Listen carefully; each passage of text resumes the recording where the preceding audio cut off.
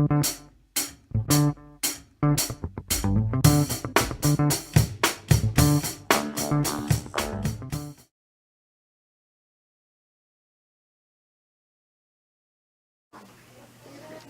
guys, it's Christine and welcome to our family budget today. Gusto kong mag-haul sa aking budget na only 500 pesos. Tapos like that, yung mga nabili ko.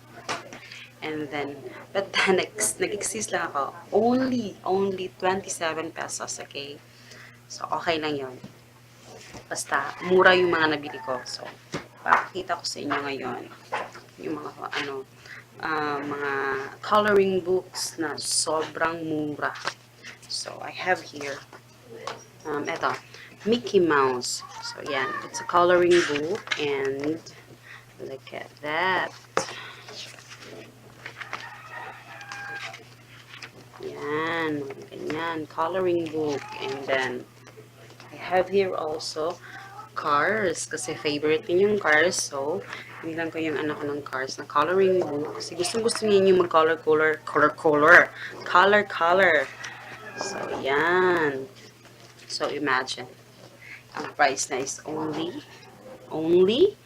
9 pesos and 75 cents. And also this one. Look at that. I-compare mo naman dun sa presyo ng presyo dun sa, tawag dun, sa National Bookstore or sa mga mga high-end na mga malls. Talos, mahal itong mga ganitong coloring books. Well, manipis nga siya, pero, coloring book lang naman eh. So, bakit ka bibili na sobrang mahal, diba? So, yan.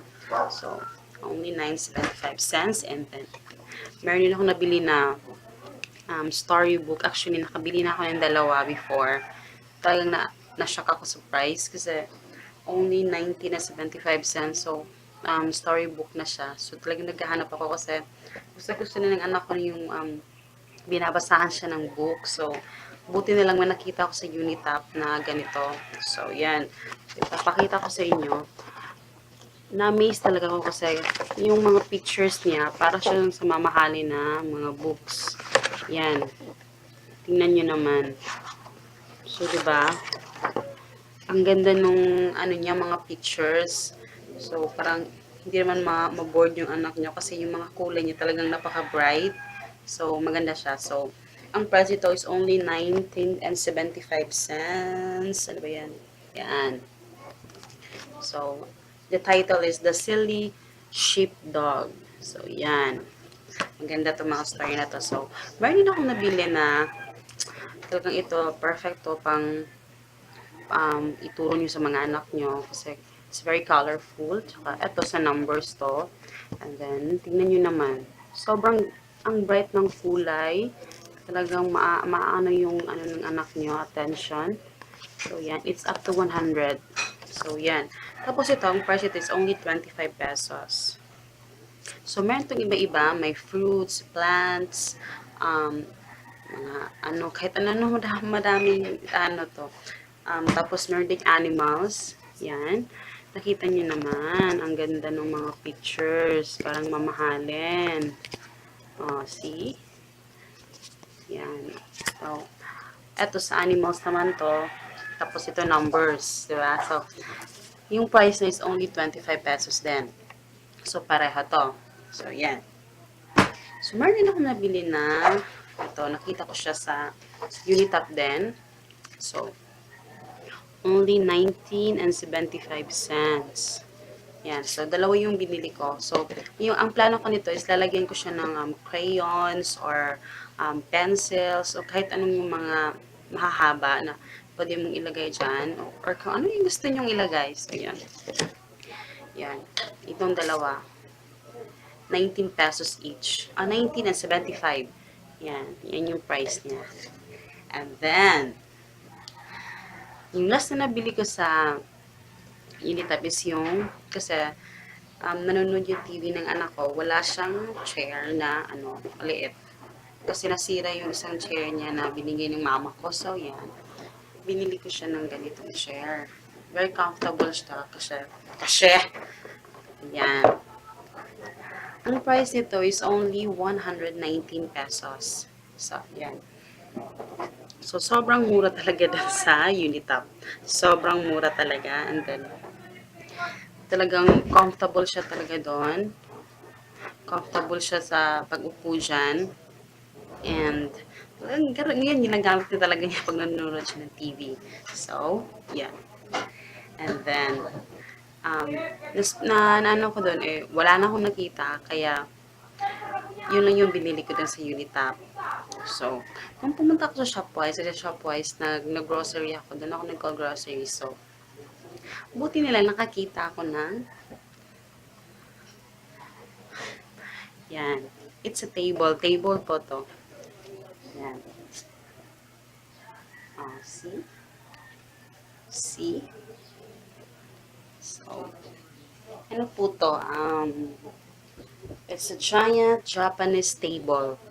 So, it's pang ano siya, pang Japanese table. Pero pang baby siya, syempre. Kita niyo naman sa pictures, diba? So, sobrang ganda ng kulay.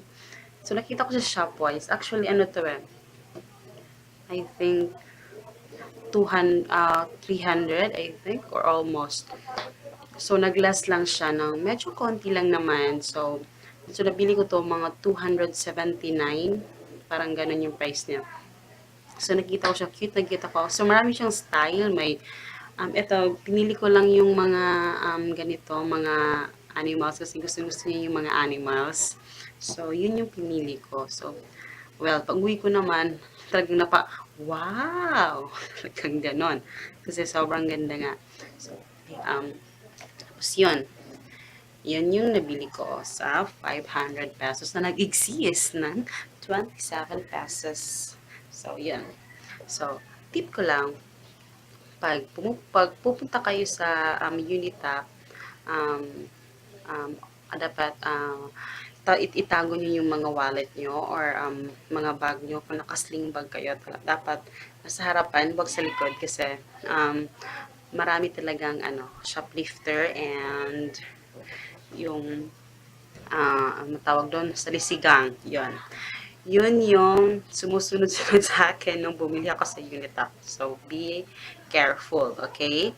And then, sa Shopwise din, tip ko din sa Shopwise, pag bumili kayo sa Shopwise, kasi diba, hindi lang siya grocery store, meron din siyang mga ganito, mga table, like mga furnitures, or, so, parang siyang department store din, meron siyang department store sa loob. So, ang tip ko, um, every last week sa month or check niyo yung page nila. Marami silang mga meron kasi silang sa page kung ano yung mga sale nila.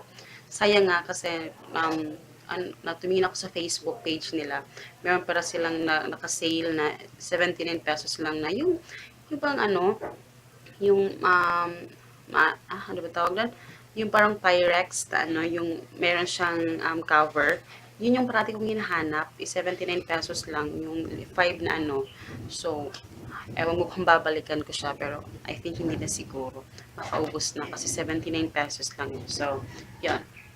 So, I hope you guys enjoy and please like and subscribe kasi para ma-update din kayo kung ano yung mga tip and grocery haul or anything haul na gagawin ko. And bye-bye! See you in my next video. Bye!